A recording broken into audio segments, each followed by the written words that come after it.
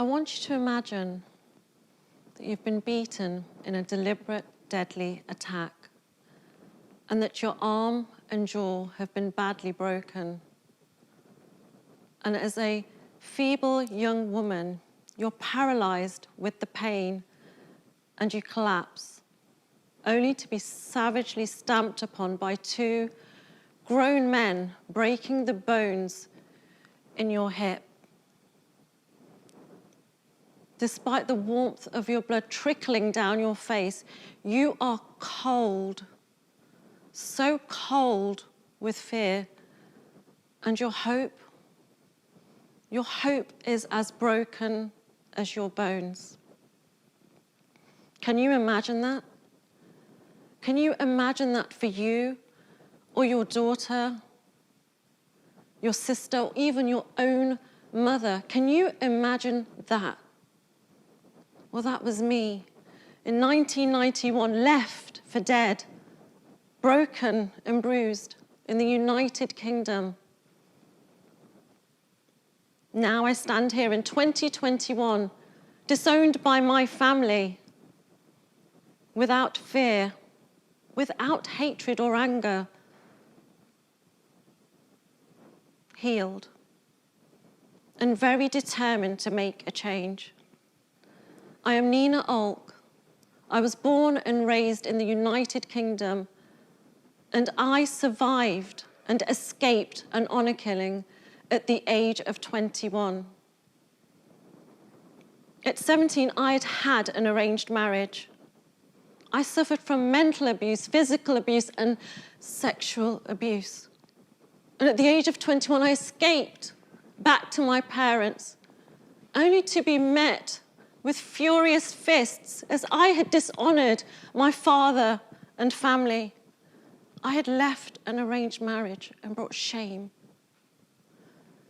Do you think I pressed charges? Would you? You see, in my culture, we're born to honor and respect our parents. We're not allowed to speak out. It is a taboo. And as women and girls, we live in fear. Honor killings are rarely reported as the victims do not survive, but honor killings are happening all over the world. Do you know what an honor killing is?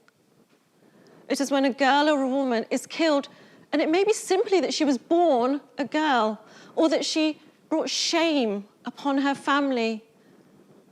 As within the community, respect is gained and maintained by doing things to do with honor. To retain honor, blood must be shed. Honor killings happen every day of every year, and every month there is an honor killing happening. Somebody around the corner from you has either woke up scared or tragically taken her last breath and will never wake again. People think honor killings are happening far away, but that is not the case. I cannot stress to you how often these barbaric killings are happening by your neighbor or possibly by their neighbors. Girls are killed every day, as in the case of 2006, when a young Kurdish woman was strangled and buried in a suitcase by her parents in the south of London in the United Kingdom. As in the case of 2000, when an Egyptian man went on the run for 12 years after he shot both of his teenage daughters in the back of the very taxi that he drove every day. Why? For the sake of honor. And in 2019, when 3 relatives that were men were jailed in Palestine for butchering a 21-year-old woman for the sake of honor. The statistics show that hundreds are killed this way, but that is not the case. It is more likely to be millions. Statistics in the UK state that there is 1 honor killing per month, but that isn't true. As Mr. Afzal of the Crown Prosecution has himself stated, I say they are untrue, as hundreds of girls are taken out of school and they do not return because they're taken abroad and killed. My father was jailed in 2015. He abducted his illegitimate daughter, who was 6 years old, and to save face, he fled to India without the mother's knowledge. That 6-year-old has never been seen again. If I was terrified at 21, I can only imagine how upset, scared, and confused a 6-year-old would be. And the police say that without a body, you cannot press charges for murder. Abduction is a short sentence, so now he is out of prison. I ask you, where is the honor in killing? The two words do not belong together. These cultural beliefs will be passed on from generation to generation unless we do something. I ask you that we pull together to talk to the new generation, to teach them about humanity, and to let them know that without baby girls, there is no future. I ask you to infiltrate the schools so we can tell them to be more vigilant when girls do not return to schools and women do not return to work. Let us work together to take the message to the United Nations, to ask them to put an end to this centuries-long honorable killing that is more of a devastating, deadly disease than the coronavirus pandemic. Let us contact the representatives directly at the Middle East, Africa, and Asia and ask them to take a harsher stance. And let us talk to the governments, asking them to impose moral sanctions to protect the very girls that are the least protected.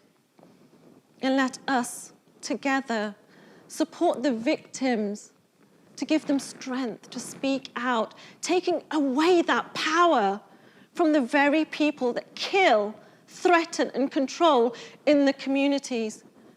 Can we do these things? Can we start to stop honor killings? Can you help to make a change? Ask yourself what you can do, but please, I plead, do not listen to my message and ignore it. Honor my story. Learn, support, and get involved at endhonorkillings.org. They said that they would break my bones, but I'm stood here breaking the silence. They said that I brought shame upon my family, but the shame is on you and me if we know about honor killings and do nothing.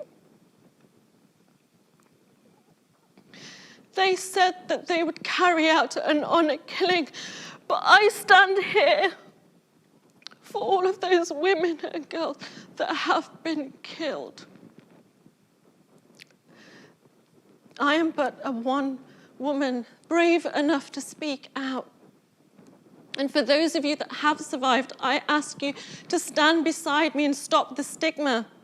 Stand beside me for the ones that have died, our sisters, my sister, our mothers and daughters who died at the very hands of those who should have loved them. I ask you to hear my lone voice, crying out for change, crying out for awareness, asking you to be involved. Stand with me and be part of the solution and not the problem. Thank you.